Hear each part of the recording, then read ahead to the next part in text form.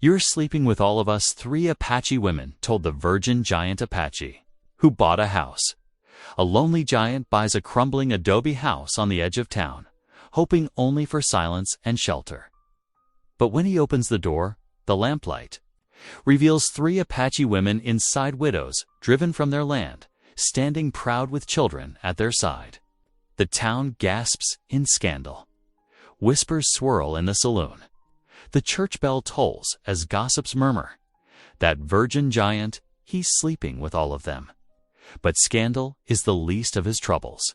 A sheriff on the take, a railroad agent with papers in hand, soldiers waiting to tear it all down. By firelight, new bonds form, songs in Apache, prayers in English, laughter around the hearth. Yet at midnight, hoofbeats, thunder, and fists pound on the door. Will this outcast giant and 3 broken-hearted women lose everything to greed and lies, or will they stand together and make this house a home? Your reactions reaffirm something simple yet powerful, that stories still shape us, even in silence. If you believe in the soft endurance of love, truth, and doing what's right, then you're exactly why these stories exist. Taza stood frozen in the doorway, his massive frame casting a long shadow across the packed dirt floor. The lamplight wavered, dancing across the weathered faces of the 3 Apache women. His heart thundered louder than the storm brewing outside. The smallest of his new companions, though she barely reached his shoulder, stepped forward with quiet dignity. Her black hair was streaked with silver, and her eyes held both wariness and determination. "I am Sarah," she said in Apache, her voice steady. "These are my sisters, Mary and Ruth." She gestured to the 2 women behind her, who stood protective. "Before 5 children of varying ages, we have nowhere else to go." Taz's hands trembled as he set down his blanket roll and carefully propped his axe against the wall. The Bible in Apache he kept clutched to his chest like a shield. His voice, when it finally came, was soft as falling snow. I did not know anyone lived here." Mary, the tallest of the sisters, spoke next. Her face bore the deep lines of one who had known both laughter and grief. "The sheriff said this place was empty, said no one would want it." Her lips curved in a bitter smile. "We hid when they came to look. Been here 3 months since our men were killed by raiders." The children peered around their mothers and aunts with wide, curious eyes. The youngest couldn't have been more than 4 summers old. Taz's heart ached at their thin faces and patched clothing. He knew what it was to be alone, to be cast aside. Ruth, who had remained silent, suddenly stepped forward. Unlike her sisters, anger flashed in her eyes. "You bought this place fair. We know that. But if you force us out," her hand tightened on a cooking knife at her belt. "No." Taz's voice came out louder than he intended, making the children jump. He lowered it again, spreading his empty hands. "No, I would never. This house, it is too big for one man." He swallowed hard, looking at each face in turn. "I saved those coins for years, dreaming of a home, but not to be alone." Sarah's expression softened slightly. "You are the one they call the virgin giant." Heat crept up Taz's neck, but he nodded. "They mock because I never took a wife, because I work with my hands and keep to myself." He gestured to his Bible. "Because I try to walk in 2 worlds." The tension in the room eased a fraction. Mary stepped closer, studying him. "We have heard of you. You guided wagon trains, helped lost settlers find water." She paused. "They say you are gentle with children." As if to prove her words, the youngest chilled. A girl with bright eyes darted forward before anyone could stop her. She tugged at Taz's buckskin shirt. "Are you really a giant?" she asked in Apache. "Can you touch the sky?" A smile cracked through Taz's nervous expression. He knelt down, making himself smaller. "Only when I stand on the mountains, little one." Then we can both touch the sky." The girl giggled, and something in the air changed. Sarah and Mary exchanged glances, while Ruth's grip on her knife loosened slightly. The other children crept closer, drawn by their sister's boldness. Thunder rolled outside, closer now. Rain began to patter against the adobe walls. Taza looked around the single room at the cooking fire, the neat piles of blankets, the few precious possessions arranged with care. These women had made this abandoned place into a home while hiding from a world that would cast them out. "I have skills," he said quietly. "I can cut wood, hunt, repair the roof before the rains get worse. He hesitated, then continued, "I know what it is to be unwanted, to be seen as something to fear." He straightened up, his voice finding strength. "This house is yours as much as mine now. We can help each other. Build something here." Sarah conferred quietly with her sisters in rapid Apache. The children watched the adults with solemn faces, understanding that their future hung in the balance. Finally, Sarah turned back to Taza. "You understand what this means?" she asked. "To share a home with widows and their children. People will talk more than ever." Taza nodded. "Let them talk. I answer to God and my conscience, not their whispers. And you accept that we are a family," Mary added. "That these children need a protector, not just a provider." "Yes," Taza said simply. "I would be honored to protect them, to protect all." "Of you?" Ruth stepped forward last, her earlier hostility replaced by cautious hope. "Then we will share this home. But no, this we are not seeking a husband. We are strong together, we 3 sisters." "I understand," Taza replied. "I seek only family, not marriage, a place to belong, as you do." The rain fell harder outside, but inside the adobe house, warmth began to grow. The children, sensing the adults had reached an agreement, started chattering excitedly. The youngest girl grabbed Taz's large hand in her tiny ones, trying to pull him toward their cooking fire. "Come, see my doll," she insisted. Aunt Ruth made it from corn husks. Touched Taz's arm as he passed, her voice low. "Welcome home, brother." The words settled in Taza's chest like a warm coal. Brother, family, home. Things he had dreamed of, but never dared hope for. Outside, the sheriff's mocking laughter still echoed in his memory, but it seemed distant now, washed away by the cleansing. Rained out as night fell, they shared a simple meal of beans and tortillas. The children peppered Taza with questions about his work, his size, the places he had seen. He answered each one patiently, his quiet voice growing more confident. The sisters watched, measuring his gentleness, the way he listened to even the smallest child with respect. When it came time to sleep, they arranged themselves with careful propriety, the sisters and children together on one side of the room, Taza on his blanket roll near the door. But there was no awkwardness in their arrangement. Only the comfortable quiet of people who had found unexpected sanctuary in each other's presence. Just before the lamp was extinguished, Taza opened his Apache Bible. In the flickering light, he read softly, "God sets the lonely in families."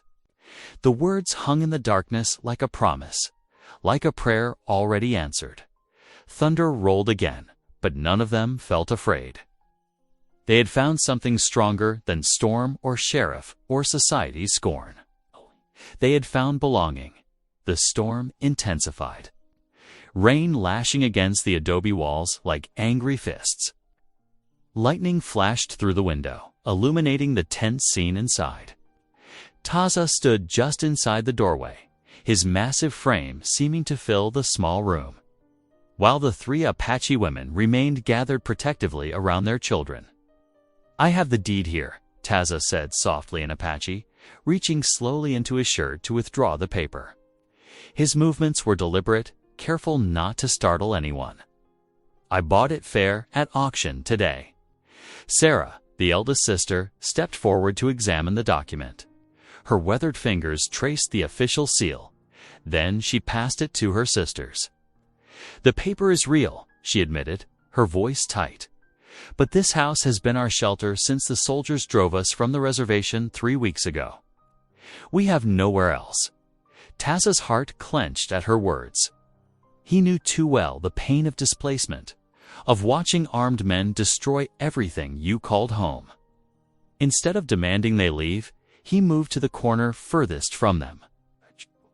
With careful movements, he unrolled his blanket on the packed earth floor. "Then we share it," he said simply, settling his few possessions beside him. The room fell into uneasy silence, broken only by the storm's fury and occasional whimpers from the younger children. A small boy, no more than 6 years old, shivered violently in his thin shirt. Without hesitation, Taza reached into his pack and pulled out dry kindling he'd wrapped in oilcloth. "May I?" He gestured to the dying fire in the hearth. Ruth, the youngest sister, gave a terse nod. Taz moved slowly to the hearth, aware of how his size might frighten the children. He built up the fire with practiced hands, adding smaller sticks, until the flames danced higher, pushing back the chill. The boys' shivering gradually ceased. Mary, the middle sister, stirred a pot of corn mush hanging over the fire. The aroma filled the room, and the children's eyes followed her movements. Hungrily. When she began serving portions in tin cups, she paused, then deliberately filled an extra cup. She held it out to Taza. "Share our meal," she said, not quite meeting his eyes. "Since you shared your wood," Taza accepted the cup with both hands, bowing slightly in thanks. They ate in silence, but the atmosphere had shifted subtly. The simple act of sharing food had created a temporary truce. As the storm gradually subsided, exhaustion took hold. The children curled up in their blankets while the sisters took turns keeping watch. Taza remained in his corner, his back straight. Against the wall, his eyes on the door as if standing guard. Dawn arrived with pale fingers of light creeping through the window. The town was already stirring, and curious faces began appearing at the glass. Taza could hear the shocked whispers, see the scandalized expressions as word spread through the streets. By mid-morning, the saloon was buzzing with gossip. "Did you hear? That Apache giant is living with 3 women. In sin, no doubt. Someone ought to notify the preacher." Similar conversations echoed from the church porch, where proper ladies fanned themselves in dismay. What kind of example is this for our children? Those poor, misguided souls. Something must be done.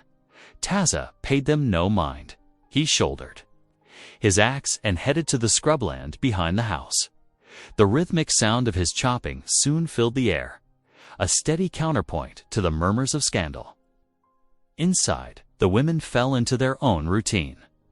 Sarah patched clothing with neat stitches, while Mary taught the older children their letters from a worn primer. Ruth tended the cooking fire, the aroma of beans and cornbread replacing the morning's tension. As evening approached, Taza stacked the cut wood carefully by the back door. His shoulders ached from the work, but satisfaction warmed him. The house would have fuel for many days now. Inside, the lamp cast a gentle glow as they gathered for the evening meal. The shared work of the day had worn away some of the sharp edges between them. After the children were settled with their food, Sarah broke the silence. "My husband fell first," she said quietly, staring into her cup. "Raiders came at dawn. He tried to protect us." Her voice caught, but she continued. "Mary's man and Ruth's too. All gone in moments. The reservation wasn't safe after that," Mary added. "Too many soldiers looking the other way while raiders took what they wanted. We had to leave. The children need walls around them," Ruth said fiercely. "Need to sleep without fear." When we found this empty house, she gestured at the adobe walls. It felt like an answer to prayer. Taza listened without interrupting, his heart heavy with their grief. When they fell silent, he spoke softly. "I know something of loss, of being alone." He touched the Bible beside him. "But perhaps God led me here, not just for my sake." The women exchanged glances. Something shifted in Sarah's expression. "You could have forced us out today," she said. "Instead, you chose to share your home with strangers." "Not strangers," Taza replied. "People who, like me, seek sanctuary." He looked around at their faces, seeing not intruders now, but fellow travelers on a difficult road. "This house is big enough for all of us." The lamplight flickered, casting warm shadows on the walls. Outside, the town's gossip continued, but inside these adobe walls, something new was taking root. Not quite trust yet, but it's beginning. Odd. Quite family, but perhaps its foundation. The children, sensing the easing tension, began to relax. The youngest girl offered Taza a piece of her cornbread, and he accepted it with grave courtesy.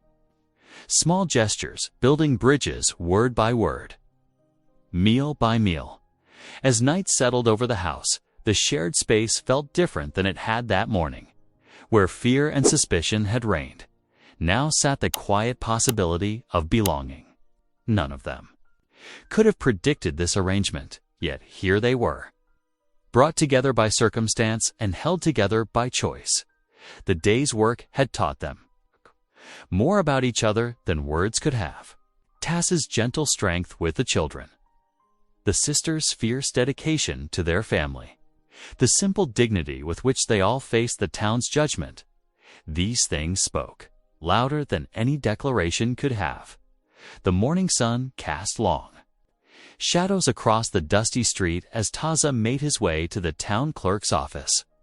His boots kicked up small clouds with each step, and the precious deed was folded carefully in his shirt pocket, close to his heart. The wooden boardwalk creaked under his weight as he approached the weathered building dot inside. The office smelled of old paper and ink. The clerk, a thin man with wire-rimmed spectacles, barely glanced up from his ledger. Taza placed the deed on the desk with gentle reverence. "Need this stamped proper," he said quietly. "Bought it fair yesterday." The clerk examined the document, his pen scratching as he made the necessary notations. The official stamp came down with a decisive thunk, and Taza felt his shoulders relax slightly. But before he could retrieve the deed, the office door swung. Open. Sheriff Holt's spurs jingled as he entered, followed by a well-dressed man carrying a leather portfolio. The sheriff's familiar, jovial smile didn't reach his eyes.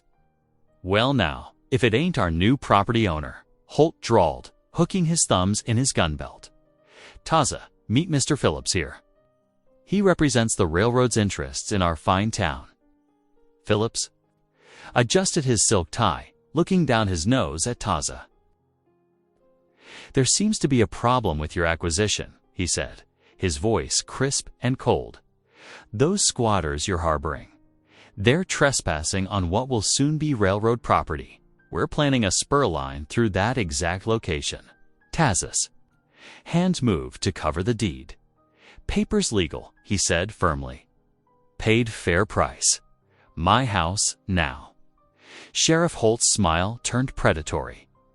Now, big fellow.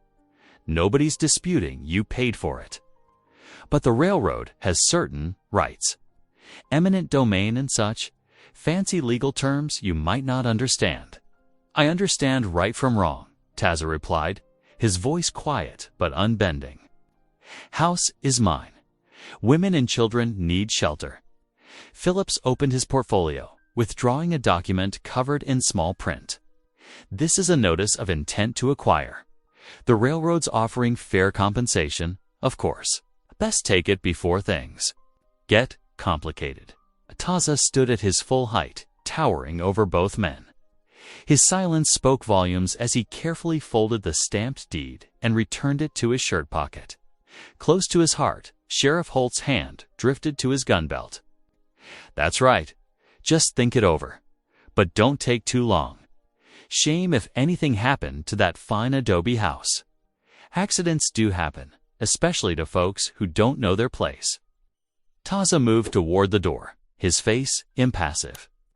Before stepping out, he turned back. "My place is with my family now," he said simply. "Where God put me." The walk home seemed longer, the morning sun now harsh and unforgiving. When Taza pushed open the door, the women were at their morning tasks. Sarah looked up from her mending, reading his expression immediately. "Trouble?" she asked, setting. Aside her work, Ta nodded, explaining what had happened at the clerk's office. The children gathered close as he spoke, sensing the tension in the air. When he finished, Mary's hands were clenched in her apron and Ruth's eyes sparked with anger. But Sarah surprised them all by standing up straight, chin lifted. "Then we make this house so strong they can't take it," she declared. "Show them we mean to stay." Ruth nodded vigorously. "Roof needs work anyway. I saw loose tiles yesterday. The old garden plot out back," Mary added. "Good soil there. Not too late to plant beans." The children bounced with excitement, eager to help. Even the smallest ones could carry water or pull weeds. Taza looked around at their determined faces and felt something warm unfurl in his chest. Over the next few days, the house hummed with activity. Taza climbed onto the roof, carefully replacing broken tiles while Sarah handed them up. The solid thunk of each one settling into place felt like a small victory. Mary and Ruth cleared the overgrown garden plot, the children helping to pull weeds and prepare the soil. They planted beans in neat rows, marking them with strings. Oldest boy, Thomas, proved to have a gentle touch with the seedlings. Inside, the house slowly transformed. The women scrubbed walls and floors, patched holes, and hung bright woven blankets. Taza built new shelves and repaired broken furniture. The children decorated smooth stones to line the garden path. Laughter began to echo through the rooms, mingling with the sounds of work. The youngest children made up songs about bean plants growing, while the older ones competed to see who could carry the most water without spilling. One evening, as they sat down to supper, Ruth caught Taza watching them with a soft expression. "You know," she teased gently, "most men your age would be married by now, with little ones of their own." Taza's face flushed deep red, and he suddenly seemed fascinated by his bowl of beans. The women exchanged amused glances at the sight of this gentle giant. Rendered shy by such a simple observation, but their peaceful industry didn't go unnoticed in town. As darkness fell each night, voices carried from the saloon and street corners. Natural, that arrangement.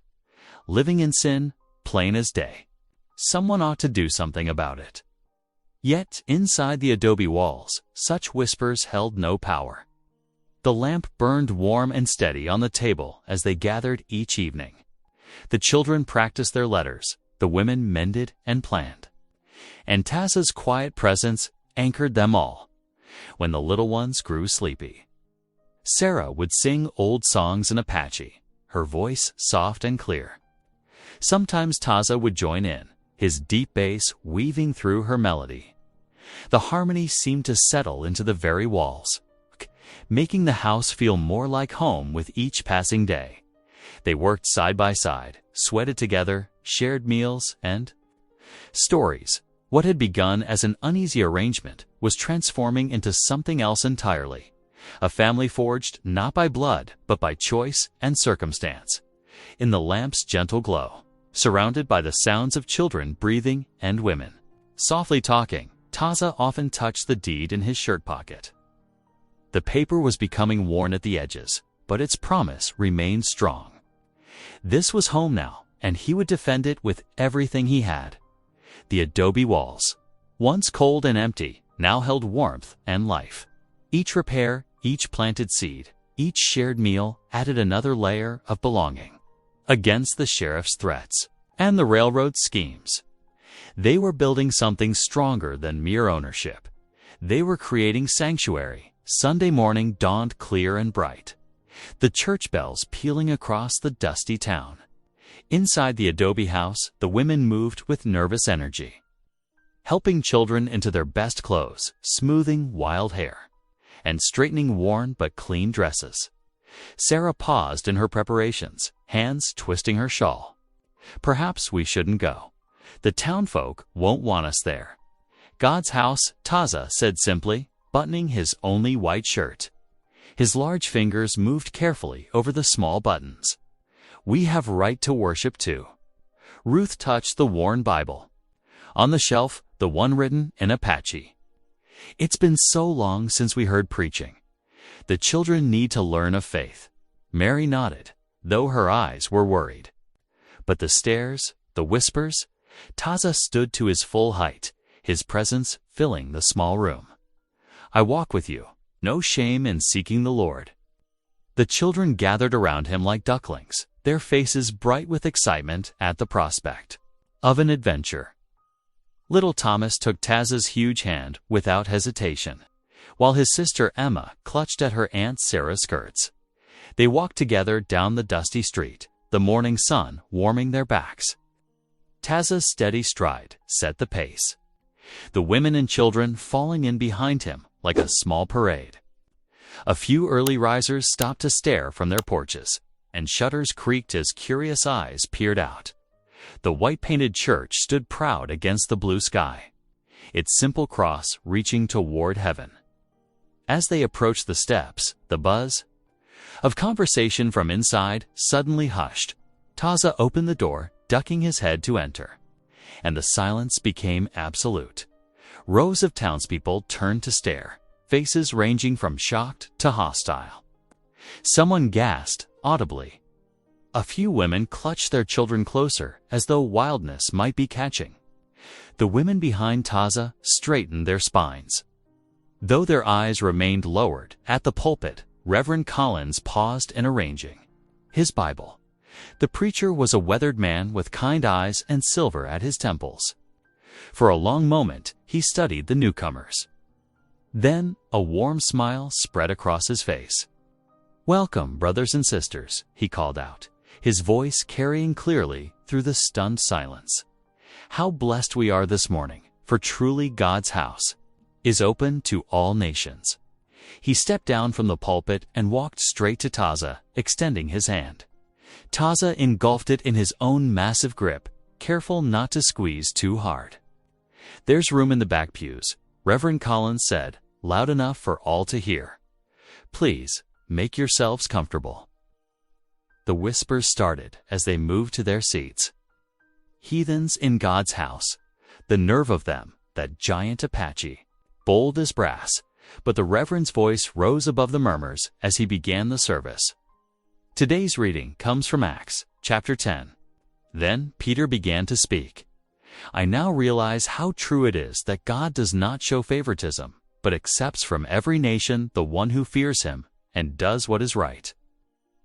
Throughout the service, the children remained remarkably still, soaking in the hymns and scripture with wide eyes.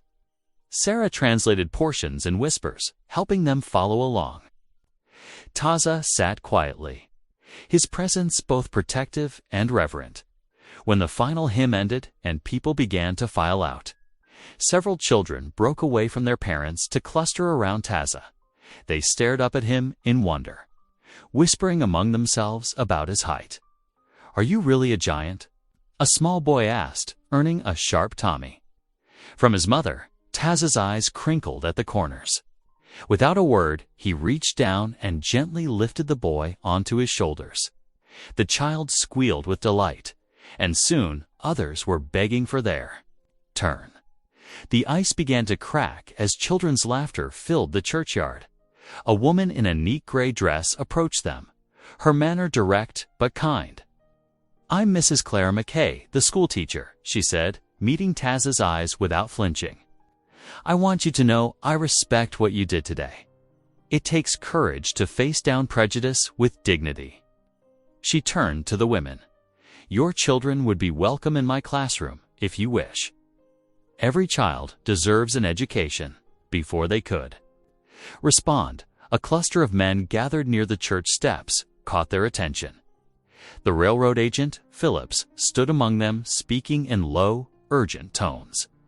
The sheriff nodded along, casting dark glances their way. "Best get home," Taza said quietly. The women gathered the children, and they made their way back through town. Some faces in the Sunday crowd showed newfound curiosity, even respect. Others turned away in obvious disgust. The afternoon sun slanted golden through the windows as they prepared their evening meal. The women had made venison stew, the rich aroma filling the house. Fresh bread cooled on the table, and the children sat. Out tin plates with special care, proud of their Sunday best as they settled around the table. Sarah began to sing an old Apache hymn, her voice clear and sweet. Ruth joined in, then Mary, their harmony rising and falling like a gentle wind. After a moment, Taza's deep bass added its foundation, and even the children hummed along. The adobe walls seemed to glow with warmth, the sound of their voices filling every corner. For the first time since they'd come together, real joy pervaded the house. They were no longer just survivors sharing space. They were family. Sharing faith and food and song.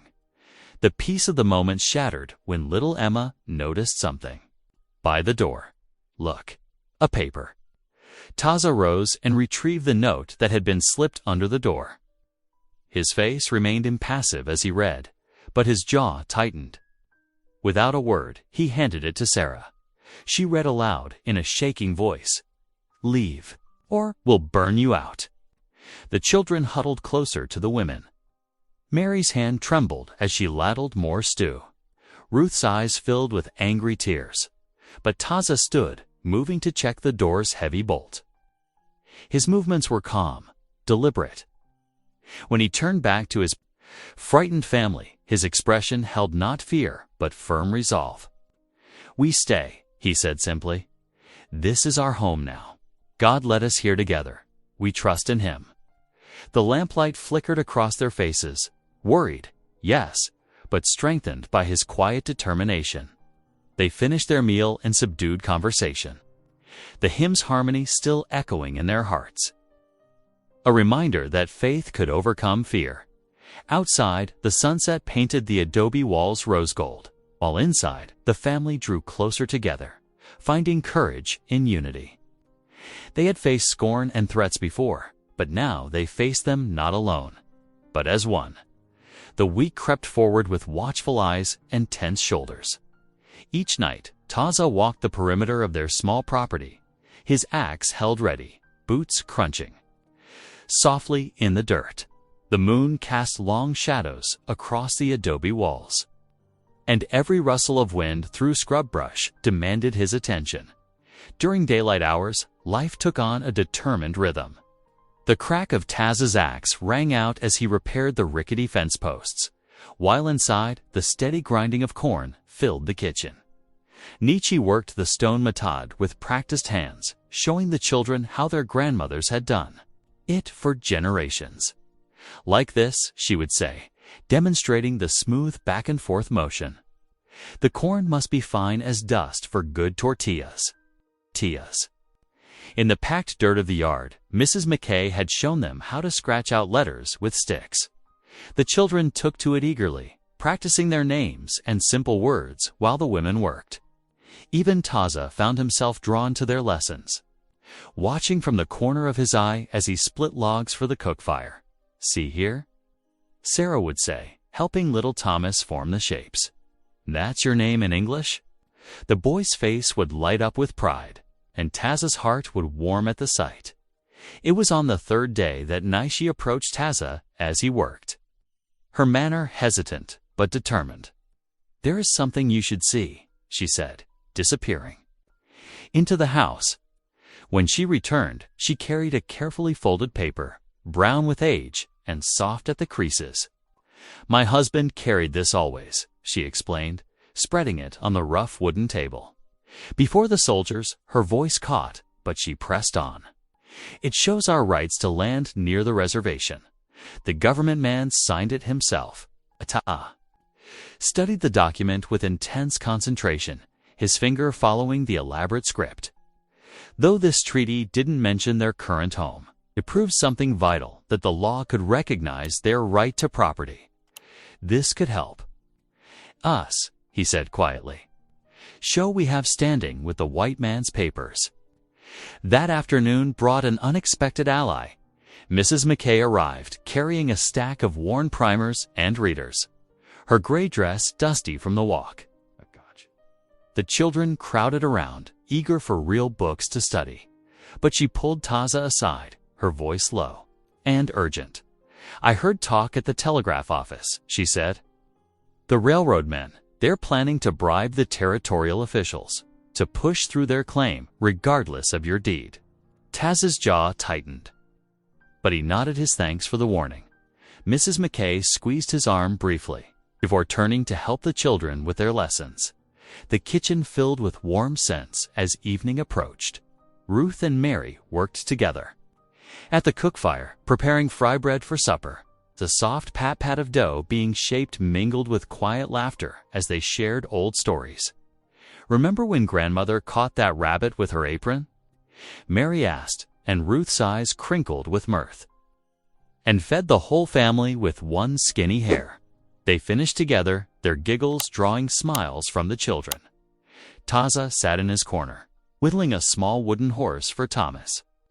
The peaceful scene eased some of the day's tension from his shoulders. These moments, the warmth of family, the simple pleasure of shared work, made their struggle worthwhile. But peace proved fragile as the women prepared the children. For bed, Thomas suddenly stiffened. Listen, he whispered, eyes wide. The room fell silent. In the darkness beyond their walls came the soft thud of hoofbeats circling their property. Once, twice, 3 times around, Taz arose in one fluid motion, his hand finding his axe. The women drew the children close, faces tight with fear, but chins lifted in defiance. Stay inside, Taza commanded softly. Bar the door behind me. He stepped out into the night, his eyes adjusting to the darkness. The moon had hidden behind clouds, leaving only starlight to see by. He gripped the axe handle, its familiar weight reassuring. In the distance, perhaps a quarter-mile off, torches flared to life. 3, maybe 4 points of flame, bobbing in. The darkness, he held steady for several long moments, a clear message in their threatening glow. Then, one by one, they winked out. The hoofbeats resumed, moving away this time. Taza remained outside until the last echo faded, scanning the darkness for any lingering threat. When he finally returned inside, he found the family huddled together in the main room. The children had been tucked into bed, but the women remained awake, their faces drawn with worry in the lamplight. They mean to frighten us away, Nietzsche said, her voice steady despite her fear. Or worse, Ruth added softly, glancing toward the sleeping children. Mary began to hum, almost unconsciously. The tune was an old Apache hymn, one their mothers had sung in times of trouble. Soon Nietzsche joined her, then Ruth, their voices twining together in the ancient words of comfort and strength. The Lord is my light and my salvation, they sang in Apache. Whom shall I fear? Taza took up his position near the door, axe close at hand.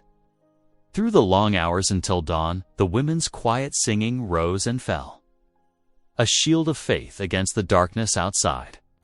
The children slept more peacefully for it, and even Taza felt his spirit lifted by their unwavering trust in God's protection. When the first pale light of dawn crept through the windows, it found them still awake, still singing. Their voices were hoarse now, but their resolve had hardened like iron in a forge. Whatever their enemies planned, they would face it together, with courage born of faith and family. The sun rose fully, painting the adobe walls with pink and gold. Another day began, bringing both its labors and its blessings. The women moved to start breakfast.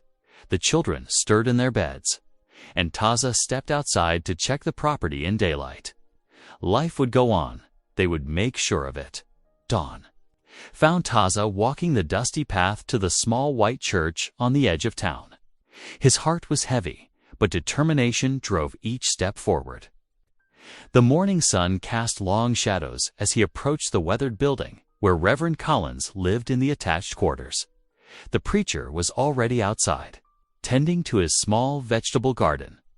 He straightened when he saw Taza coming, wiping soil from his hands onto his worn black trousers. "Brother Taza!" he called out warmly. "You're out early this morning." Reverend Taza dipped his head respectfully. "I need counsel. Not for my soul this time, but for the law." Understanding crossed the older man's weathered face.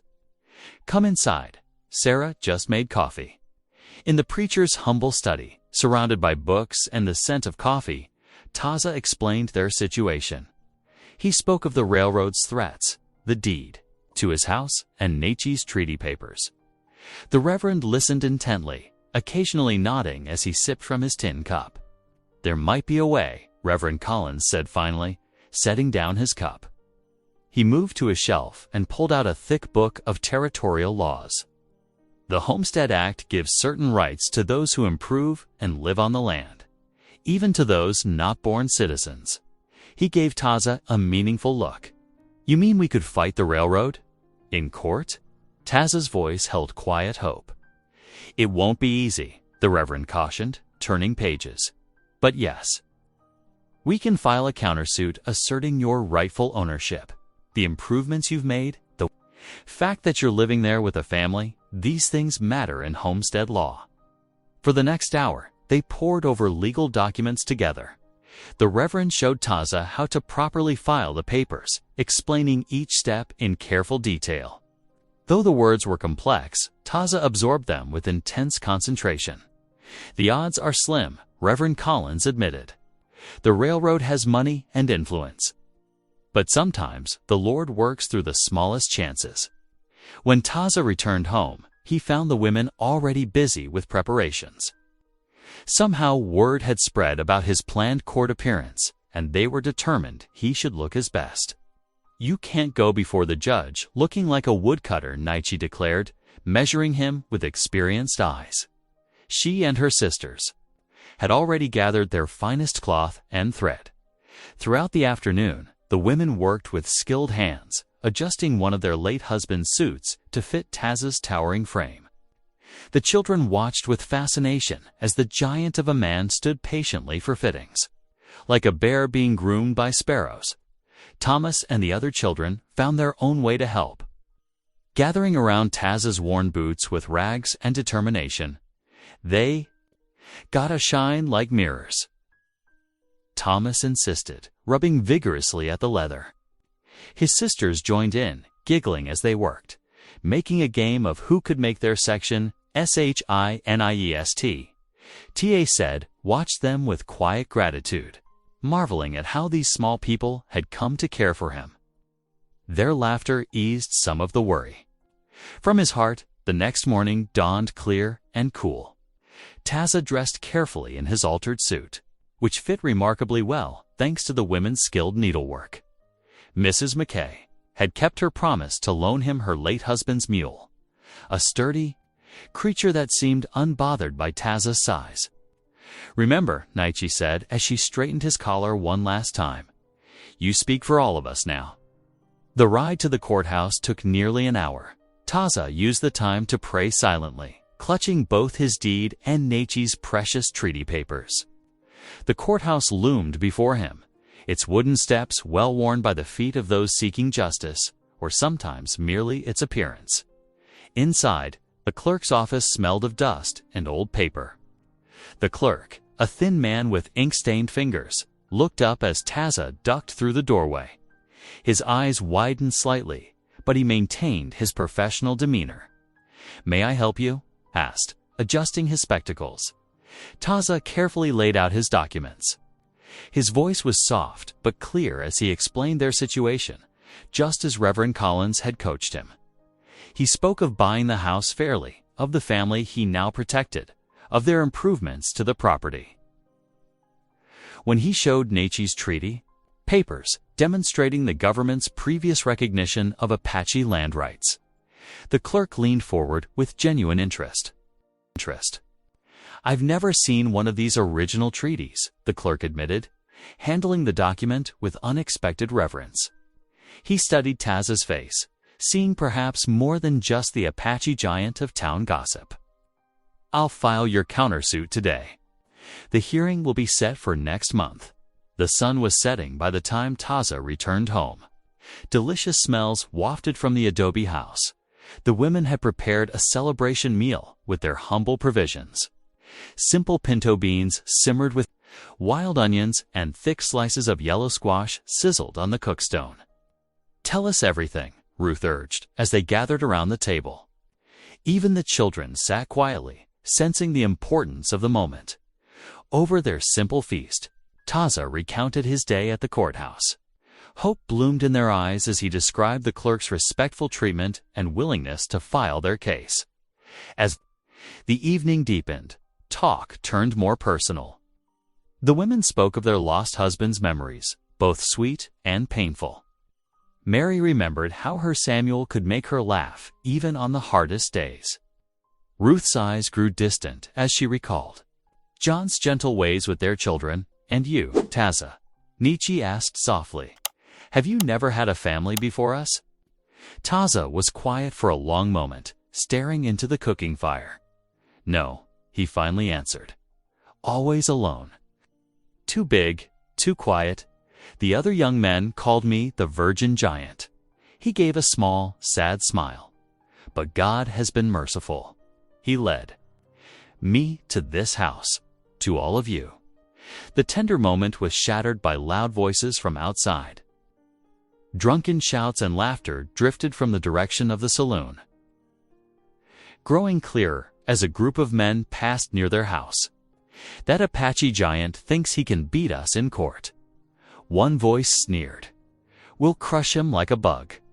Railroad's got more lawyers than he's got sense."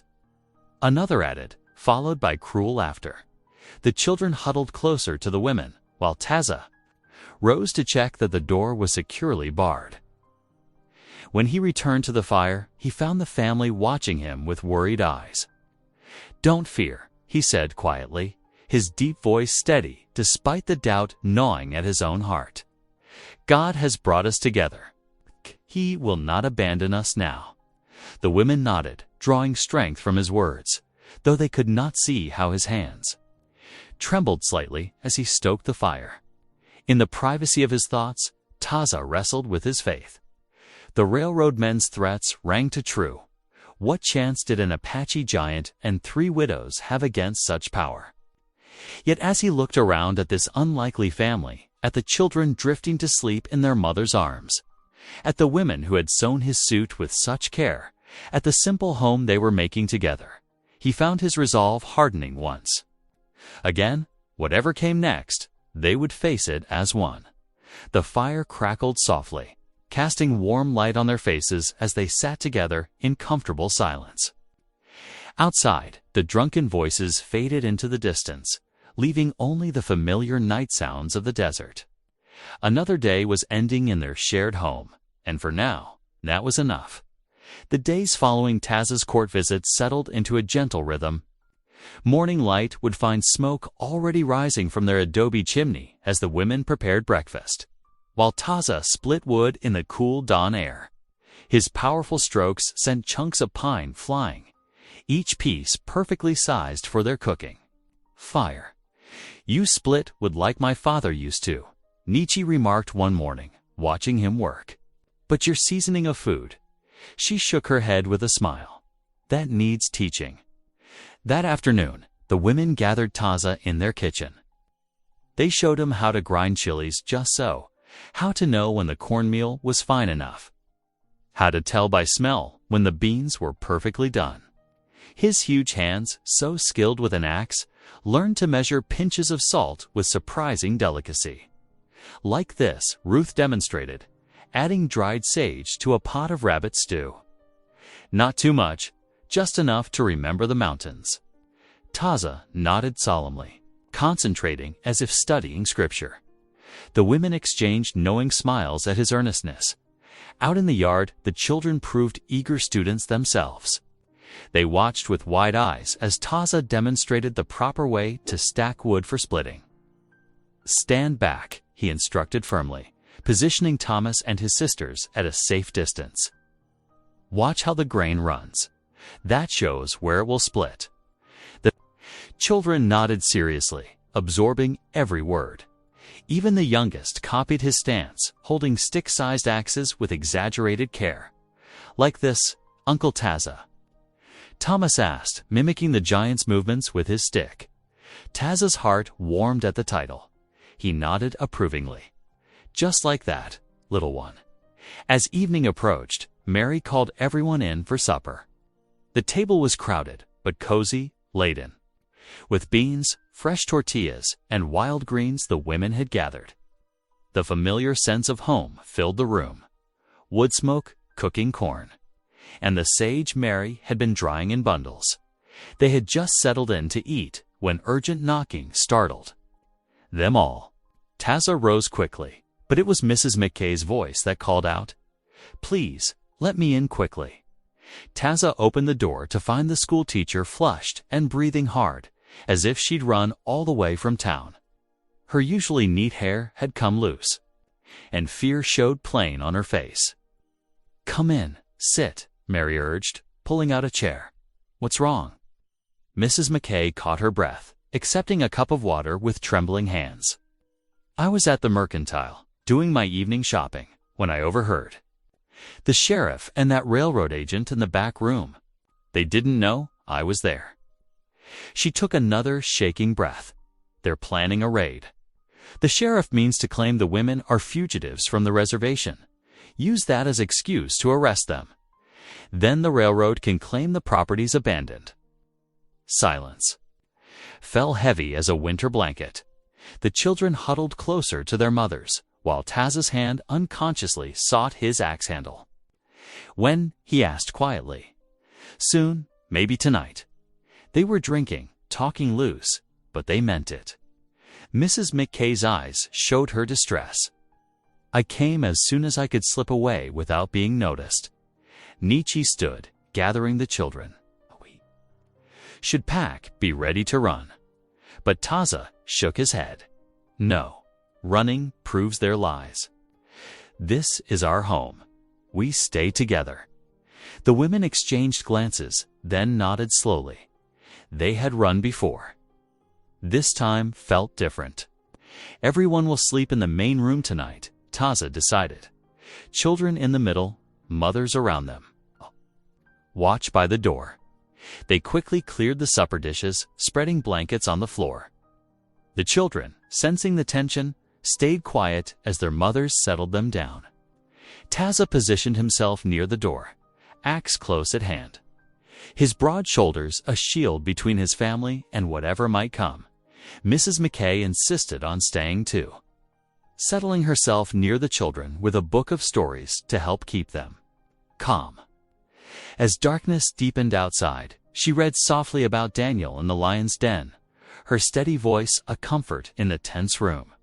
The night stretched long. Every distant sound made them start a coyote's cry. The wind in the cottonwoods, the creak of the roof beams cooling. Near midnight, hoofbeats approached. Taza gripped his axe, while the women drew the children closer. The hoofbeats grew louder, many horses moving at a steady walk. Everyone held their breath as the riders passed close by their walls. Through the window's thin cloth covering, they could see the shadows of mounted men moving past. The horses' bridles jingled, and low voices murmured, but the riders did not stop. Gradually, the sounds faded into the night. No one slept until false dawn began to lighten the eastern sky. As the first birds started their morning songs, they finally allowed themselves to relax slightly. The children had dozed off in their mother's arms, but the adults' eyes were red-rimmed with exhaustion. "Look," Mrs. McKay said softly, pointing through the window. In the damp earth outside, a line of hoofprints showed clearly where the soldiers had passed. Taza moved to examine them. Army horses, he confirmed. Not town men. Maybe just a patrol. Or maybe a warning, Nishi suggested, to show they could come any time. The morning light grew stronger, chasing away the night's shadows. Mary stirred herself first, moving to build up the cooking fire. The familiar routine seemed to help steady everyone's nerves. As the coffee began to bubble, Ruth reached for her. Mother's worn Bible. The family gathered close, drawing strength from each other's presence. Mrs. McKay joined them, her hand finding Thomas's small shoulder. Ruth read first in English, her voice growing stronger with each word. God is our refuge and strength, a very present help in trouble. Therefore will not we fear. Then Nietzsche continued in Apache, the ancient words flowing like water, carrying the same truth in different sounds. The children's heads bowed sleepily as both languages wrapped round them like a warm blanket. Taz's deep voice joined the prayers, first hesitant, then stronger. Though danger still lurked outside their walls, in this moment they were not afraid.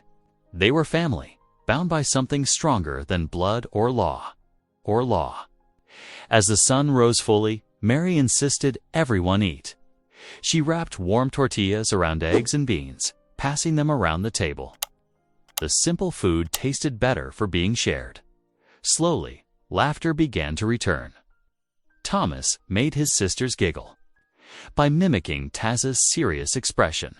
Even Mrs. McKay smiled as she gathered her shawl to head home, promising to return with more books for the children. We should have a proper lesson today, she suggested.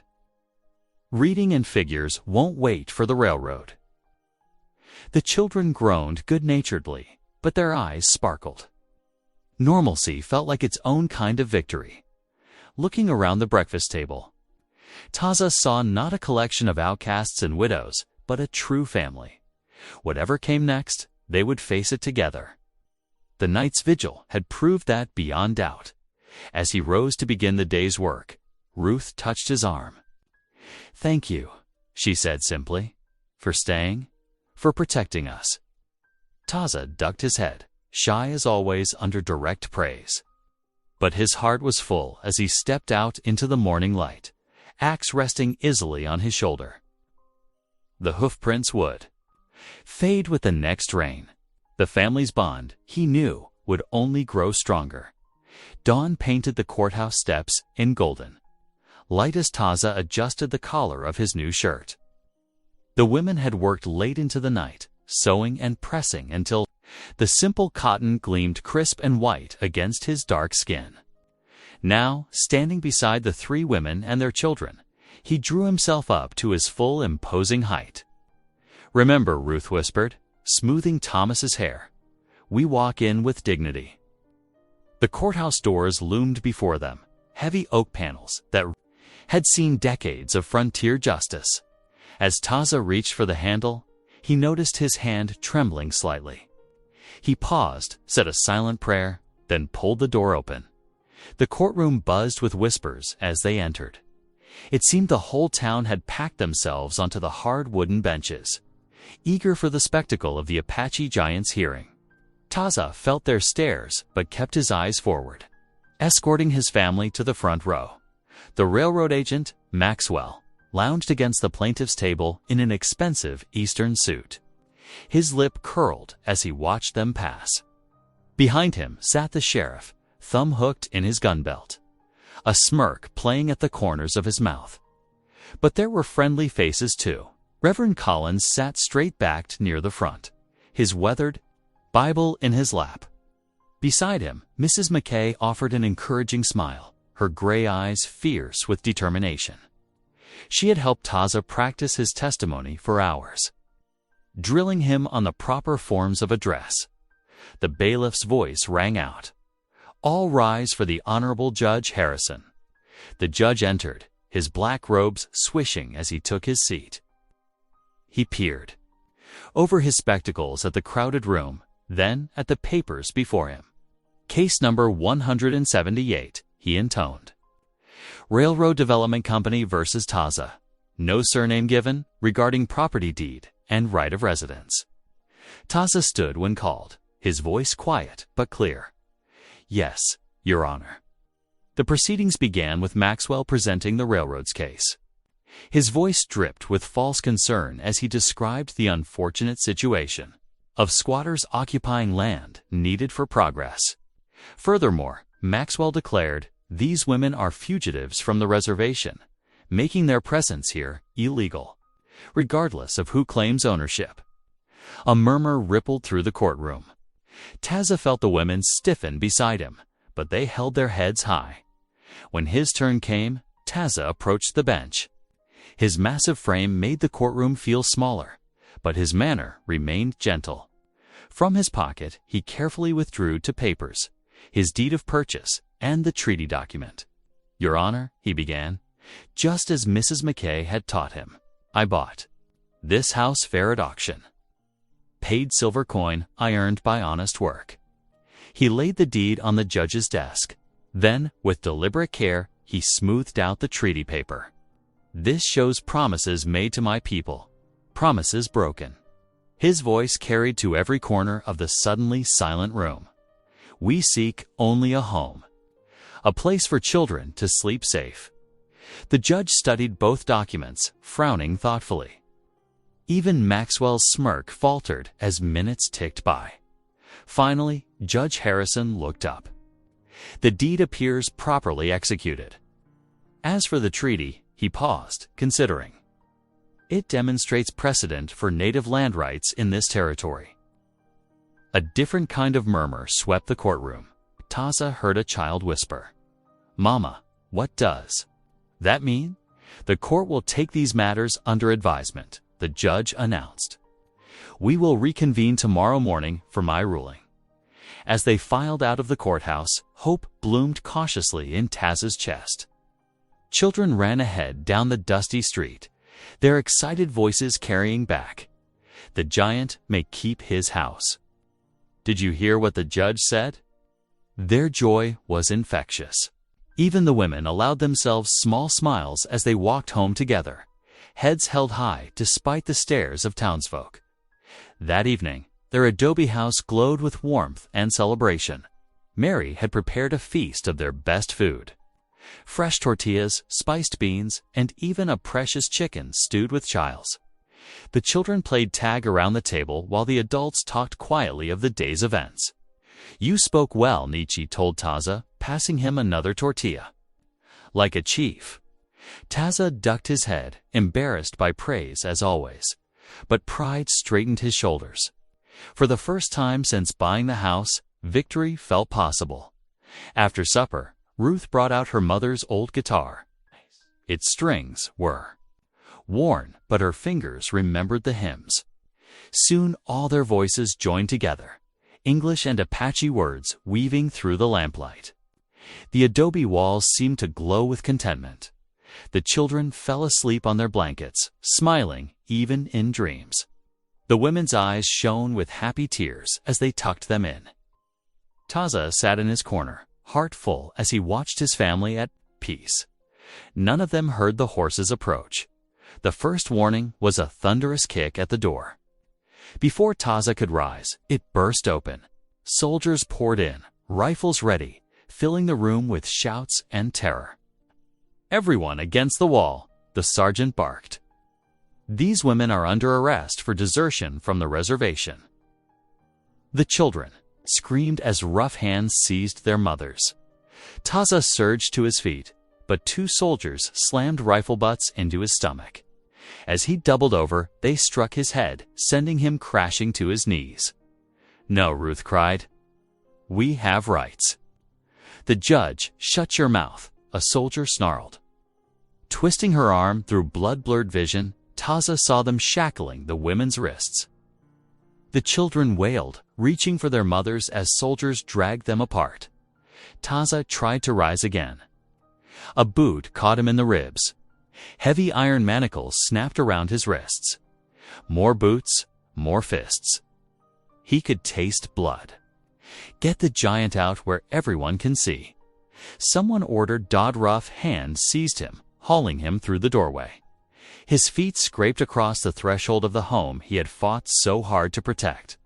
Behind him, he could hear the women's prayers.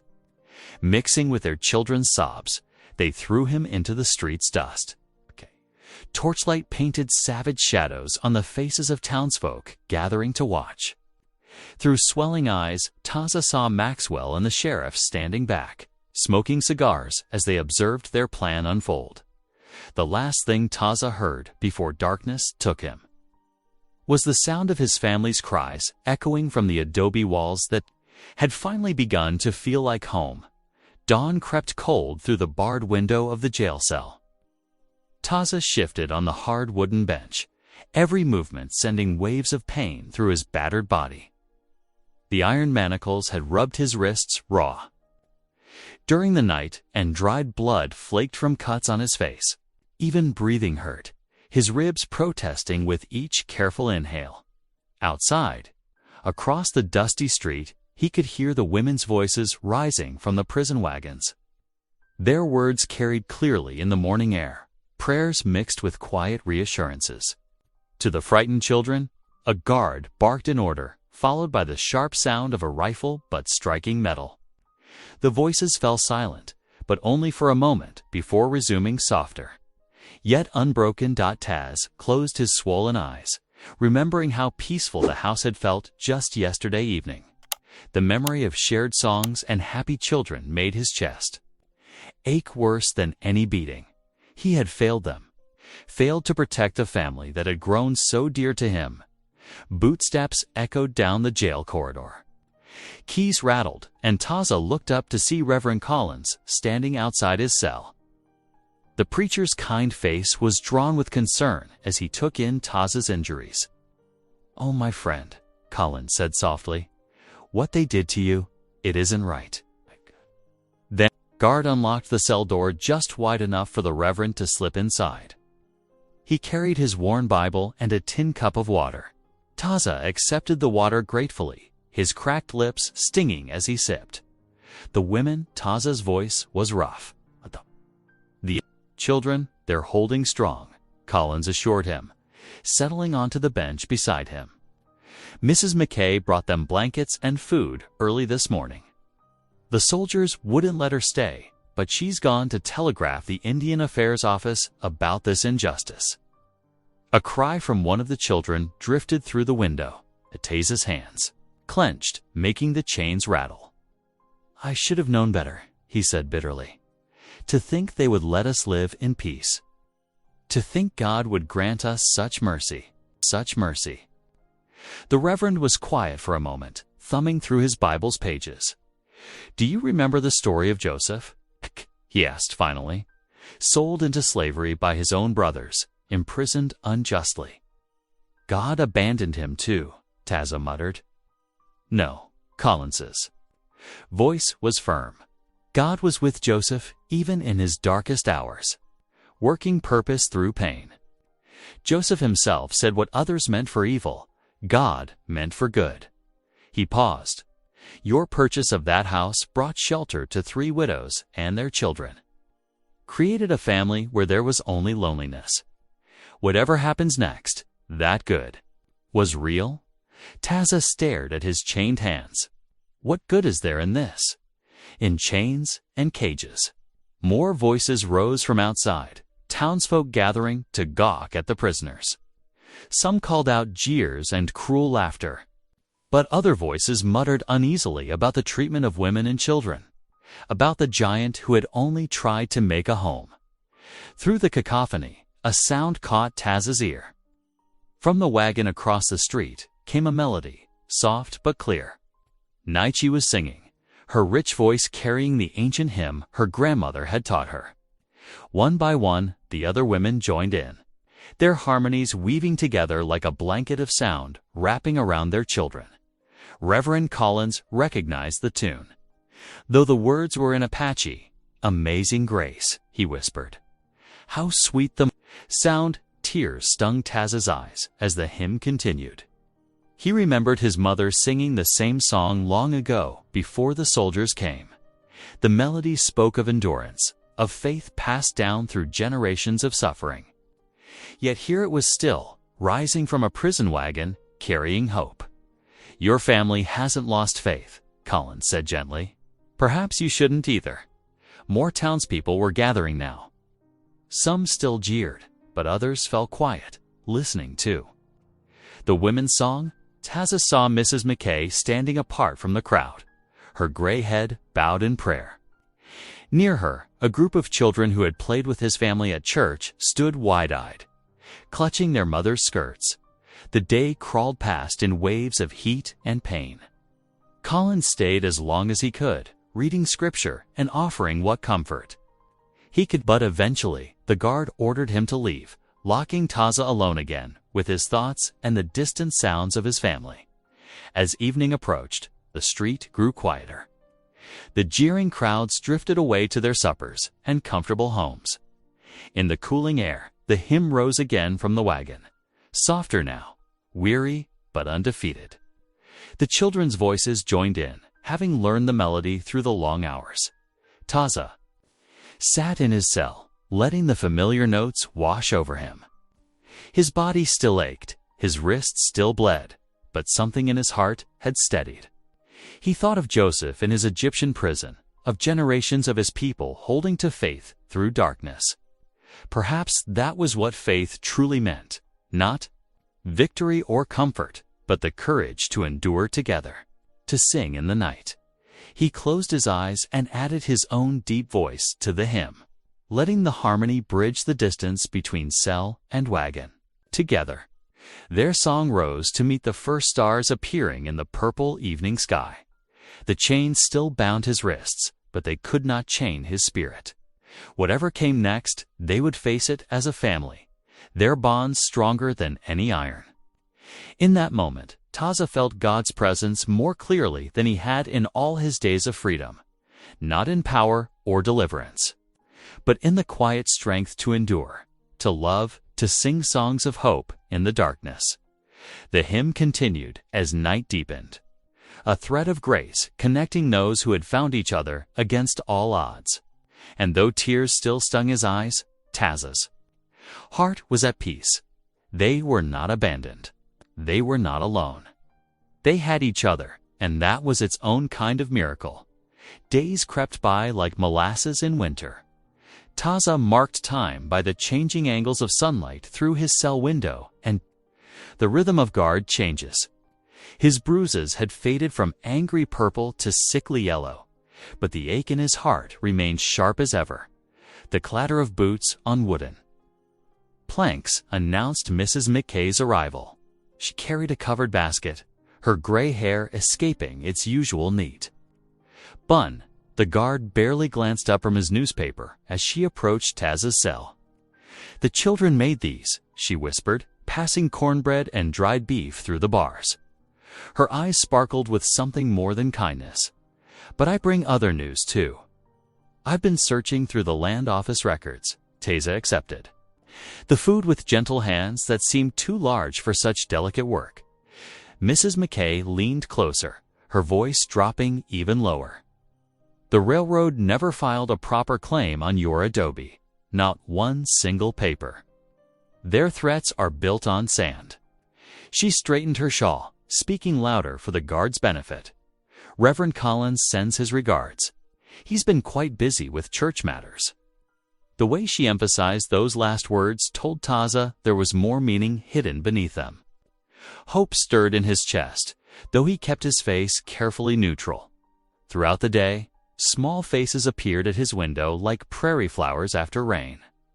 The children from town would wait until the guard dozed, then dart close to press still warm biscuits wrapped in cloth into his hands. "My ma says you ain't bad," one little girl whispered, her blonde braids catching the sun. "She says the sheriff's the one. What's wrong?" "A much obliged," Taza murmured, his throat tight with emotion.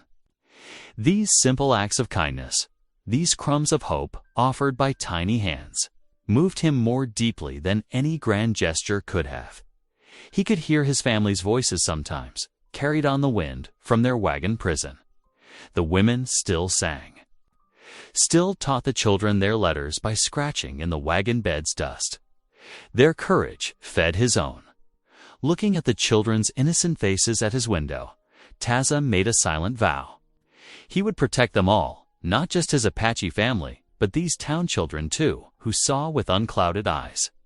His huge hands, capable of splitting logs with one blow, could also be gentle enough to hold their trust. The town's mood shifted, like weather. Where there had been only scorn, now uncertainty crept in. Women gathered at the well, whispering about children held prisoner. Men at the feed store frowned, remembering Taza's honest work and quiet ways. "Ain't right," Taza overheard one farmer tell another. "Man buys property fair and square, tends it proper with women and young'uns.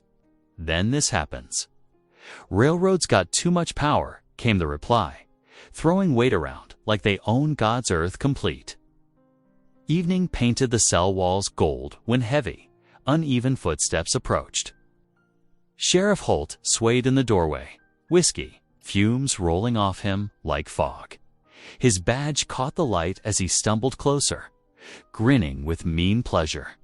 "Comfortable? Giant," he slurred, rattling the cell bars with his pistol. "Should be. Cost enough to arrange all this?" He laughed, spraying spittle. "Railroad pays well for cooperation." Real well. Taz's hands curled into fists. One punch through these bars could lay the sheriff flat. The man was close enough, drunk enough, to be an easy target.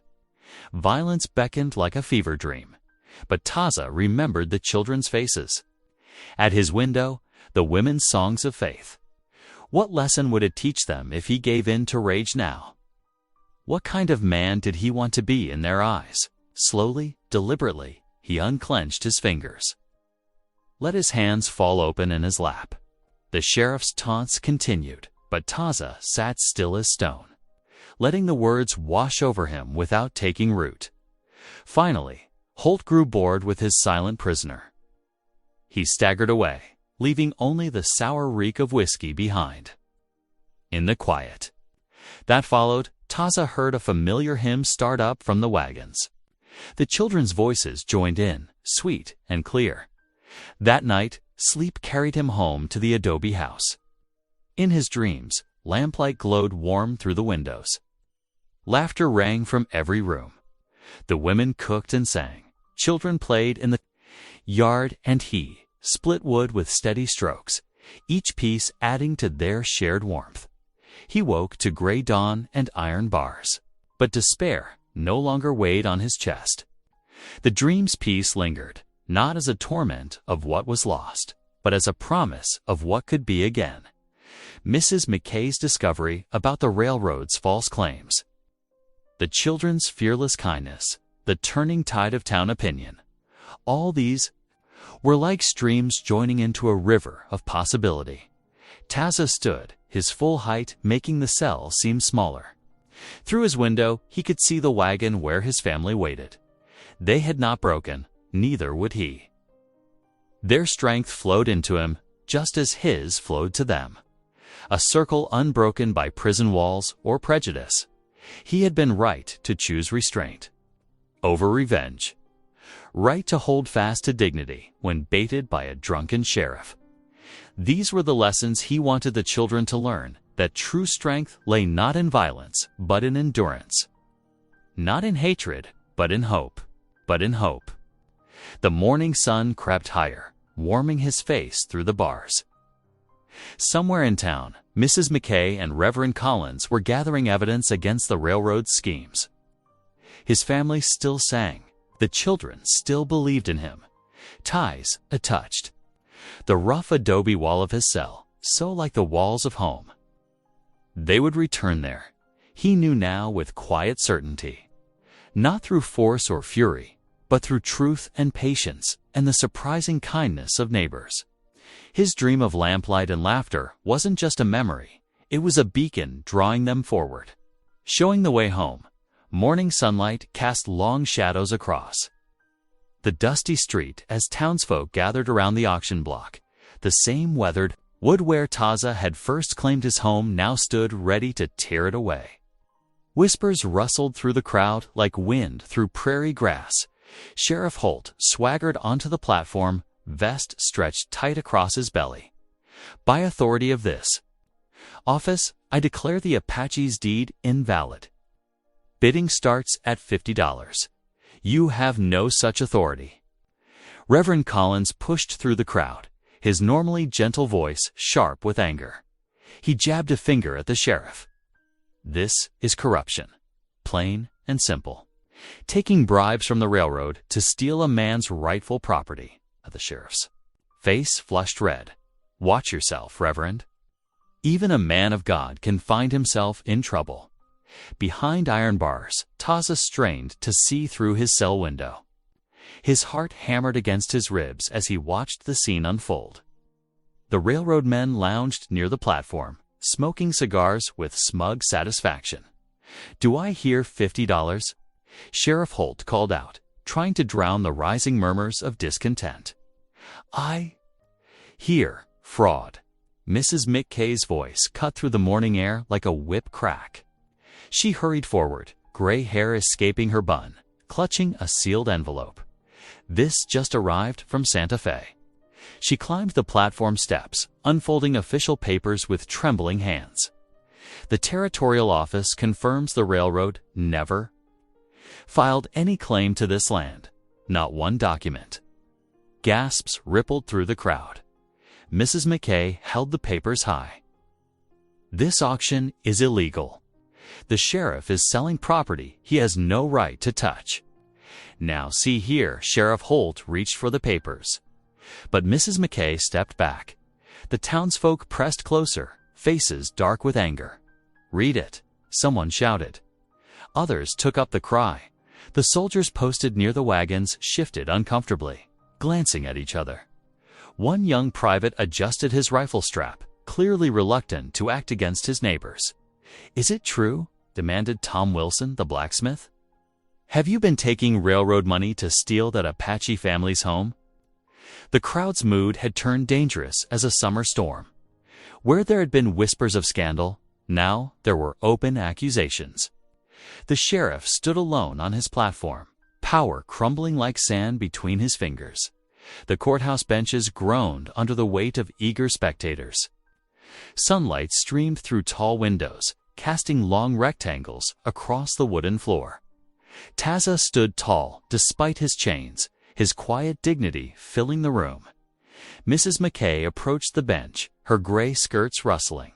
Beside her, Reverend Collins carried himself with solemn purpose. Together, they presented the sealed letter to Judge Harrison. "Your Honor," Mrs. McKay's voice rang clear. "These documents from Santa Fe prove the railroad abandoned any claim to this property 3 years ago. They never filed the proper paperwork." She pointed to the official territorial seal. Taz's purchase was entirely legal.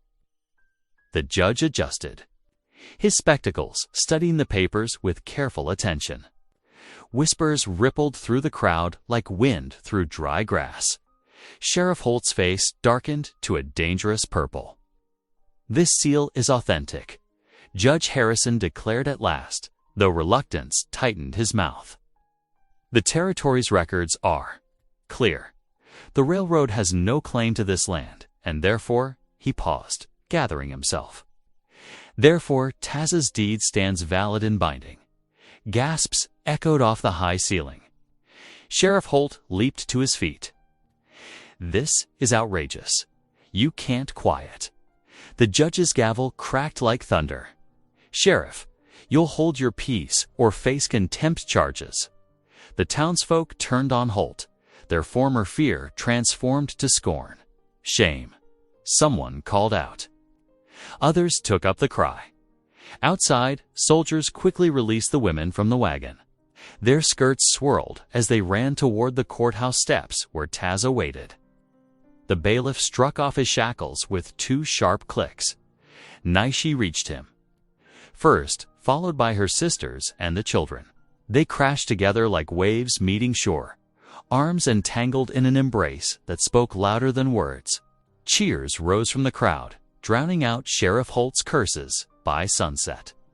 The town council had stripped Holt of his badge, disgusted by his corruption. Taza led his family home through golden evening light.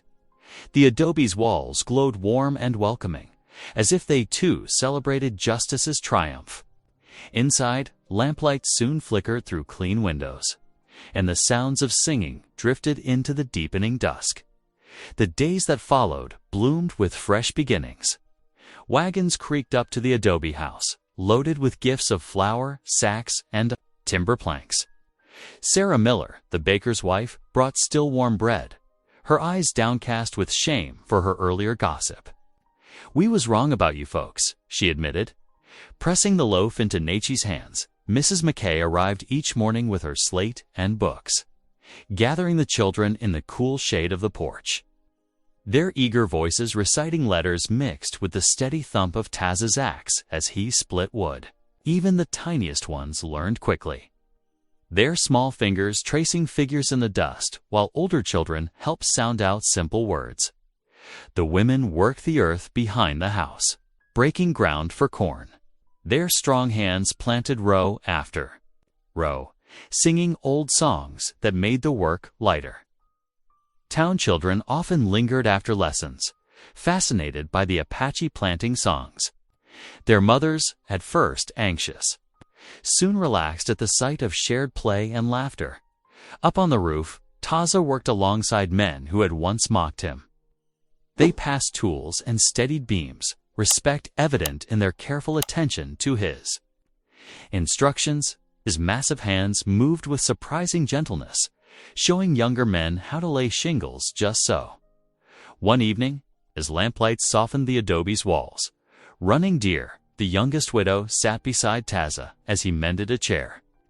"I feared all men after soldiers killed my husband," she said softly. "But here, with you watching over us, I sleep in peace." Taza's cheeks flushed dark at her words, his huge fingers suddenly clumsy with the tools. When Sunday came, they walked together to church, their best clothes brushed clean. No whispers met them this time. Instead, the congregation welcomed them with amazing grace, sung in full voice.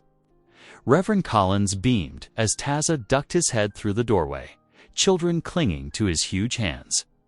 During the final hymn, Taza's deep voice joined the others. No longer shy or uncertain, he looked around at the faces Apache and white. Young and old, all lifted in song. For the first time since childhood, he felt the full warmth of belonging, his heart swelling with gratitude for this unexpected family, born of hardship and blessed by faith. The setting sun painted the adobe, walls golden, while inside, warmth and contentment filled every corner.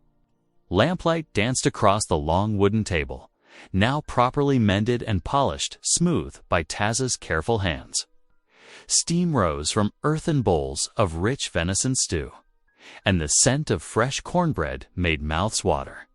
Taza's massive frame filled, the head chair no longer looking out of place or uncertain. The three women, Naichi, Running Deer, and Morning Star, sat beside him, their faces glowing with health and peace. The children squeezed together on benches, elbows bumping as they reached for bread, their chatter rising and falling like birdsong through the open doorway. Evening air carried the sounds of approaching footsteps. Mrs. McKay appeared with a pie tucked under her arm, followed by Reverend Collins and his wife. No one needed invitation anymore. The house welcomed all who came in friendship. "Much obliged," Taza said softly, making room as neighbors settled around the table. The eldest children helped serve the newest arrivals, pride showing in their careful movements. Reverend Collins stood, his weathered face warm in the lamplight. "Shall we thank the Lord?" Heads bowed as his voice filled the room. "Heavenly Father, we thank you for justice that prevails, for mercy that heals, and for family found in unexpected places. Bless this house and all who shelter here. Amen. Amen." The gathered voices echoed. Naak, the eldest of the women, caught Taza's eye from her place beside him. Her smile held all the wisdom of her years as she repeated words that had once frozen him. In his tracks, "You're sleeping with all of us now." The room erupted in laughter, warm, rich, and healing. Even Taza joined in, his deep chuckle mixing with the children's giggles. The words that had once caused scandal now celebrated their unlikely family's triumph.